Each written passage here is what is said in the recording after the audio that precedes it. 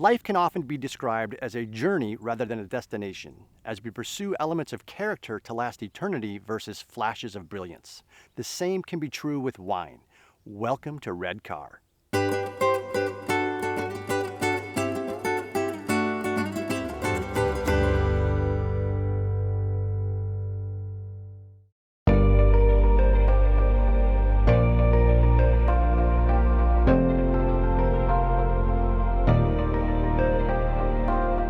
Tanner, we are thrilled to be up here, and I know you've been with Red Car for 6 years, winemaker for 4. Where exactly are we?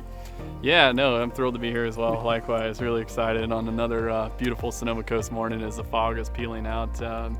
But yeah, no, so with respect to Red Car and my tenureship here, I came up in 2015 after having spent the better part of a decade on the Central Coast down in Santa Barbara County in the Santa Rita Hills appellation. But came up here to where we are. Where we are exactly. So we are about an hour and 45 minutes both north and west of San Francisco, just to kind of give you a little spot marker on the map there. And we are currently in our beloved site called Heaven and Earth.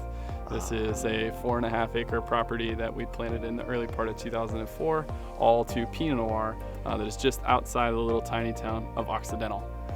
Awesome. And why is this so special up here? Well, for me, I mean, first off, I would just say that over the course of years, I've had just some incredibly special experiences here. Obviously, the wines that we've produced and made from here, but time spent working here, time with coworkers, time with friends. So this place, for me personally, always kind of has held a near and dear spot in my heart. But in terms of where we are, we're about 6 miles from the ocean. So this would add, a little bit to the uniqueness of the property.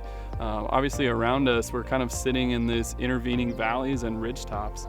And what we have here is 4.5 acres planted on a direct south-facing slope that, of course, is going to get the on and offshore breezes, is exposed to the on and offshore breezes.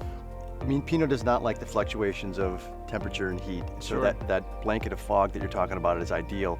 Tell me a little bit about the characteristics of your Pinot stylistically and kind of what this vineyard presents itself, because that's one of the founding goals, essentially, is to let the vineyard speak.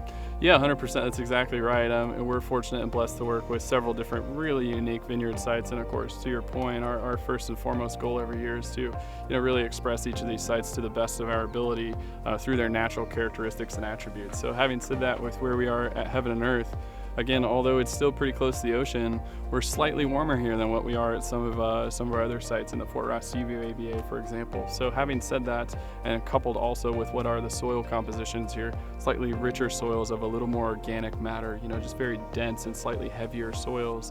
What we find here in terms of the wines that we produce amongst our lineup is that these wines naturally have a little more volume, weight, and texture to them, as opposed to, again, some of the other sites that we've got up in the Fort Ross-Seaview AVA. But as far as our goals here every year, it's pretty simple: to produce the most balanced wines that we possibly can. Color on this is particularly brilliant. I mean, it is outstanding. The aroma is amazing as well. What is, from a winemaking perspective, your goal as it relates to overall production, and where are you today and where do you want to go? To the tune of about 6,000 to 8,000 cases per year. And in all reality, I'd love to see us right in that for the next, decade or so, right in that ballpark. So little above that, things start getting crazy. Yeah, exactly. And for us to be able to control things as we do from grapes to bottle, farming all of the sites in which we produce wines from, and then of course all the way through up until the day in which we bottle, that's something that's really important to us. And being able to keep our hands on that whole processes is right where we'd like to be. Well, and I think what is evident in the glass actually begins here. And as you've said, and one thing we appreciate is farmers first. Genuinely, the ultimate product is reflective in that. And, and this is by no means any exception to that. It's spectacular. So cheers to that. Hey, salud. An amazing time with Red Car today, learning about their entire portfolio, with each wine telling a specific story. And sometimes that story ends at a vineyard called Heaven and Earth. Thank you so much for all your support.